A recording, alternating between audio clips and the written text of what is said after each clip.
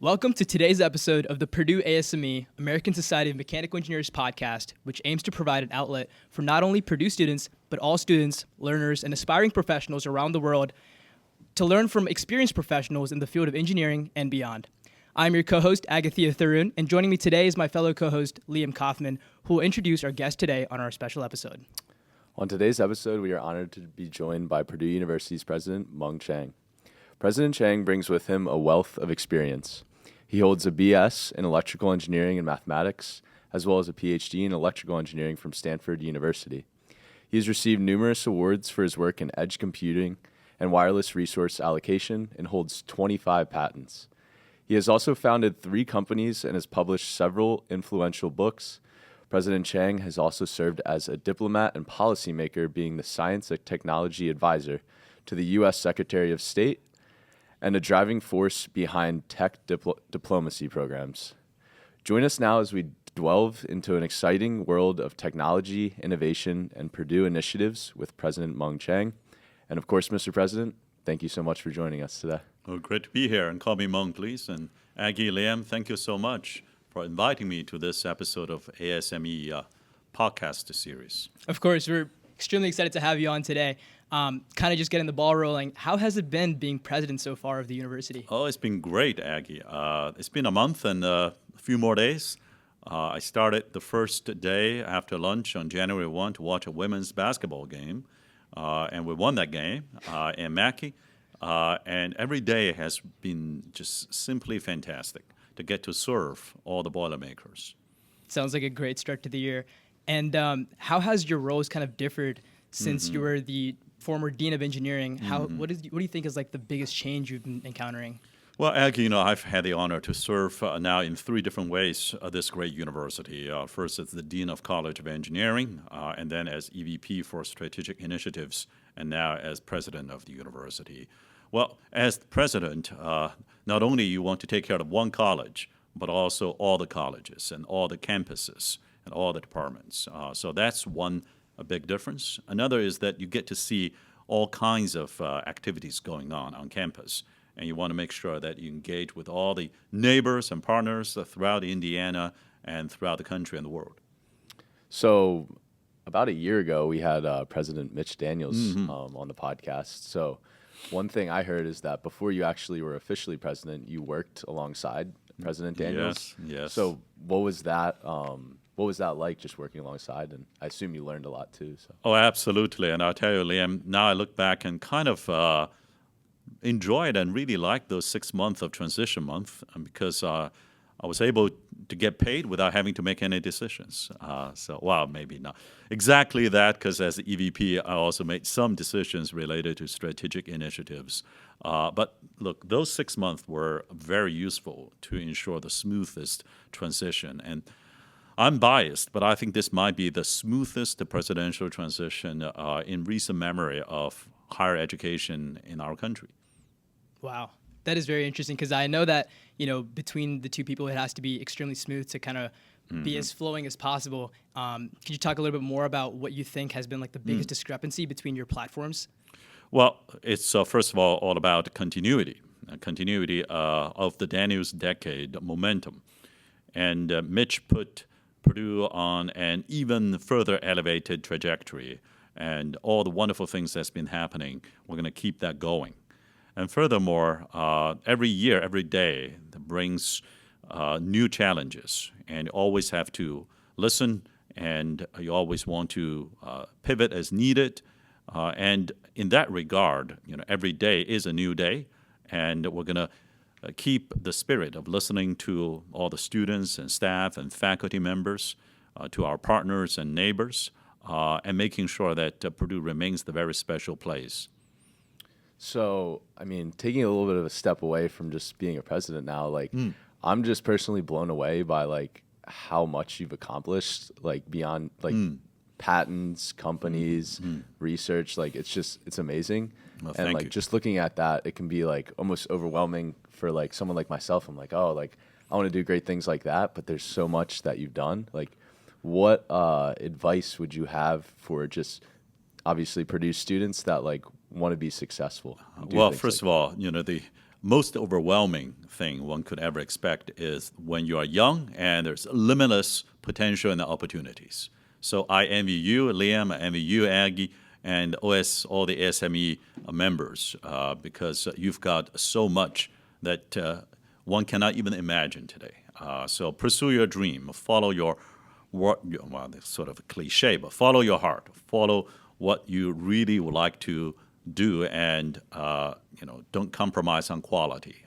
Now, I've had the pleasure to have a lot of great teams to work with, whether it is in academic and research pursuit in teaching, or it was in startup creation, or serving our country in Washington, D.C. It's always not just about one person, but the teams that you get to work with is what I would call the who before the what. Whether that's in Washington, D.C., in Silicon Valley, or here in West Lafayette, Indiana, it's always about the who before the what. Very well said. Kind of bouncing off of that, what do you think has been some of the biggest common mistakes that students have been making in the sense of trying to reach their goals and accomplishments?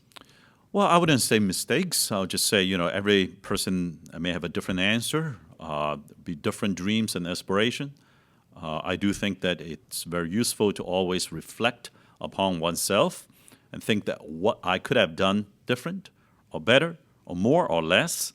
And I have sort of a daily rhythm and routine, try to reflect upon the day a couple of times during the day. And I usually wake up in the morning by reading the best practice from peer institutions. We are trying to swim fast in our lane, but others are swimming fast, maybe even faster in their lanes as well. Let's learn from them. And then I usually spend half an hour most of the weekdays to make retention and recruiting phone calls to leading faculty recruits. Because, again, it's about the who before the what. It's about the talents that we can attract and retain here. And then in the evenings, my wife and I will usually go through a list of Boilermakers in distress, students, faculty, and staff, and sometimes alumni who are in distress, and what we can do to help them out. And maybe writing a card of empathy, or maybe sending a personal gift, or maybe just calling them and visiting with them, and to share our best wish for their situations. But a daily rhythm like that is always useful. We can always improve upon ourselves, or as we would call it here, one brick higher. Yeah, I'm sure with so much going on that allows you to put everything right in front of you. You know what you got to do. How would you say your more technical background and a lot of the experience you have with networks, machine learning, all those different types of things, how does that give you a leg up being the president? Well, it probably doesn't exactly, because the job of administrators at a university is more about rallying a vision and articulating a vision that everybody can relate to, and people can identify themselves in the hope for the institution. So it's not particularly related to any technical background. Now, as an engineer, the mindset of problem solving and some of the language, mathematical language and otherwise, that help you to disambiguate problem statements, that might be useful. But then again, many other fields of training would have derived that benefit anyway. So I really don't think it's much about my own personal research and teaching technical background. It's much more about the ability to recruit and motivate a great team to work together, and it's about identifying and articulating a vision and a hope that people can understand and buy in and follow up with a strategy of execution. Yeah, that's great. And with that vision you were talking about, what do you kind of foresee in the upcoming years for Purdue? What do you have in store for us? Well, Purdue is very special in many ways. We create and disseminate and deploy knowledge at a scale with a quality and affordability that is second to none in the United States. Scale-wise, 50,000 students here, including the largest population of STEM students anywhere in the top research universities in our country. Quality, just look at the top ranking departments and colleges, including mechanical engineering, but the whole engineering college, the whole agriculture college, many other schools and departments ranked among the top 3, top 5, top 10 in the U.S. And affordability. The Board of Trustees just endorsed last Friday at the trustees meeting proposal to have one more year of tuition freeze in FY 24-25. As you know, we evaluate that tuition freeze on an annual basis, year after year. We look at the macroeconomic condition. We look at what it takes to reward our own faculty and staff and what it would take to invest in the residential learning experience, and then decide if there's still room to freeze tuition and fee. So when you look at the scale, the quality, and affordability, that combination here, it is second to none anywhere in the country. So I'd say, just following up on that, before we wrap up our podcast, like you mentioned, like Purdue being so highly ranked. What are some of the reasons you think Purdue is so highly ranked in such a broad amount of fields?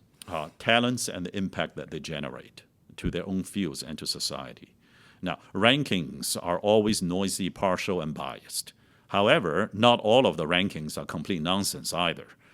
They do reflect, to some degree, a particular facet of reality. And it's much more about ability to recruit talents, perhaps, than any particular ranking. And we're in a very competitive position in many areas. There's always room for improvement. As we just discussed, Aggie and Liam, that another day, one brick higher. However, we have to also appreciate that we are pretty competitive in many, many areas. And as to why, again, it's all coming back to talents, right? What is a university but a place where we uplift people's lives through education and opportunities, but a place where brilliant minds can meet and gather and pursue their own open inquiry.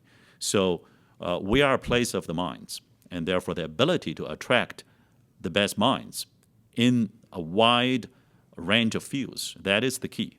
And then support them so that they can make a difference. It's the impact that these talents can make, either to the individual fields and disciplines or to society at large, that brings eventually, as reflected in ranking, the kind of reputation that the Boilermakers are known for. That's a great answer. I had the honor of asking this question to President Daniels, and I wanted to ask you the same one. So some colleges have a lower acceptance rate to better distribute their resources. How is Purdue able to maintain such a prestigious education at a comparably higher acceptance rate? Are the resources not spreadly thin amongst all of our student body? Well, look, there's a trade-off here. There are places much larger than we are, and there are places that reject a lot more than we do. I think we're in a particularly relevant and fitting sweet spot that is relevant and fitting to our land-grant public institutions' DNA. In particular, excellence at scale. It is very difficult to achieve, maintain, and advance. To advance both excellence level as well as the scale. Now, the scale is going to plateau. We won't keep growing forever, but getting not just bigger, but better. That getting better, there is no limit to what that means. And excellence at scale means that we have to work much harder than other places where by exclusivity and by rejecting many, it becomes not easy, but an easier pathway towards ensuring excellence. But if you look at what we have been able to achieve as a place, it is remarkable. Purdue as that prime example of excellence at scale in both learning and teaching and in research and innovation. And I'll just give you one more set of data that I'm sure a lot of the ASME students and friends can appreciate. 10 years ago, there were 32,000 applicants to the undergraduate admissions at Purdue as a whole. And this ongoing admission cycles is approaching 72,000 students in 1 decade. Wow. A few thousand of those were because of the Common App change years ago. But still, it's roughly a doubling, I would say, are attributable to Purdue's reputation rise over the past 10 years, built upon the decades before then. So when you have roughly doubling the number of applicants for the similar number of seats. There are a few more seats now, but still not more than doubling. So you have to be, by definition, rejecting many more. So we're never proud to say, hey, look at how many we reject. But it is a reality, as you said, there's limited resources. We have to ensure the highest quality, agile, and individualized learning experiences for all the Boilermakers on our campus, that residential learning experience. And therefore, it is definitionally, by the numbers I just shared, that acceptance rate has been getting more and more selective every year. In fact, this year, I think the public data will be released fairly soon. So it's not exact final numbers, but we're looking at about a 35%-ish acceptance rate total. Some disciplines about 25%. Some disciplines are 15% acceptance rates. In fact, some are less than 10%. So now, when you think about some large departments and large schools hovering around a 15% acceptance rates out of well over 10,000 applicants to one particular major, and we're able to only take in a very small slice of this huge and growing pie of demand. It's a reflection of how people, in this case, high school seniors and their parents think of us. And whatever field we might be looking at, we always want to do a fabulous job. We always want to sustain and advance excellence at scale. No, I that makes a lot of sense, and I just like that mindset in general of like recognizing the greatness that Purdue has right now, but then also not veering away from those challenges and continuing to push forward with the university. So you're right, Liam. Excellence at scale is never easy. Usually, you have to give up on one in order to secure the other. Yeah. Growing bigger, growing better, or sustaining the size versus growing better. Pick one and give up on the other. Well, here at Purdue, we, the Boilermakers, choose to strive towards both at the same time. I'm very proud of that because we have great students like you.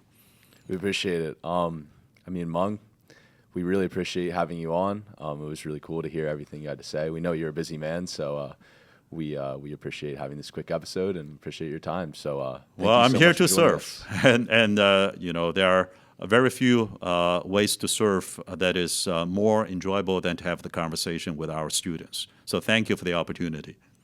Thank you. We're very excited to have you as your president and excited to see what's coming forth in the following years. And for our listeners, thank you so much for tuning in, and we hope you really enjoyed our talk with the president.